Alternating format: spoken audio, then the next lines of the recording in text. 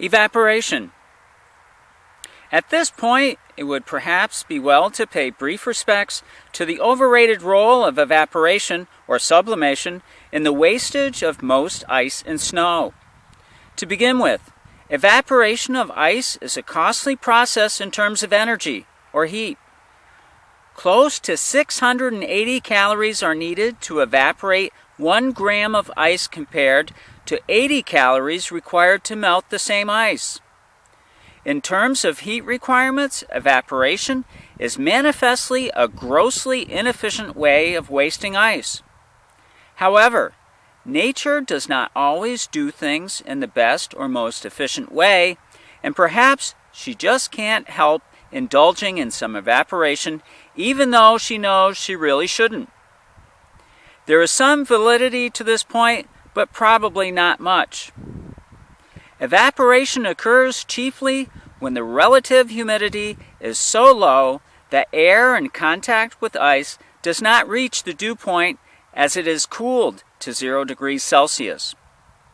This condition exists chiefly in winter when the air is cold and dry. Even under these conditions, evaporation must be limited in absolute terms because the amount of moisture that can be taken up by cold air is small and the available energy is at a minimum.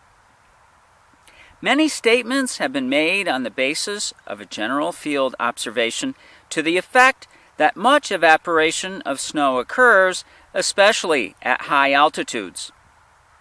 With a few exceptions, actual measurements supporting such statements are lacking.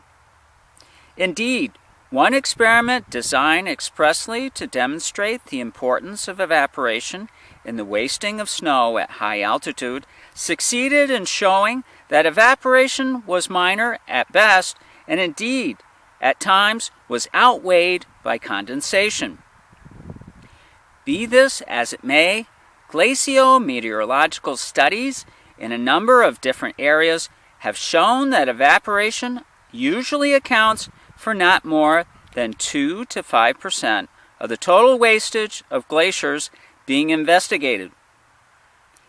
Even where evaporation may at times be the sole or dominant mode of wastage, as in the Pearland in far north Greenland, the total amount of wastage is relatively small.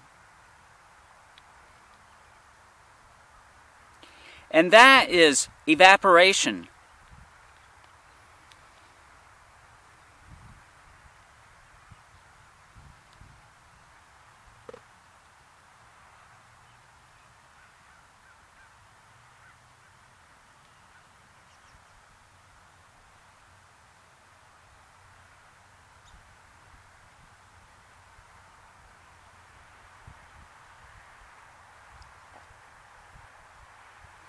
Have a great day.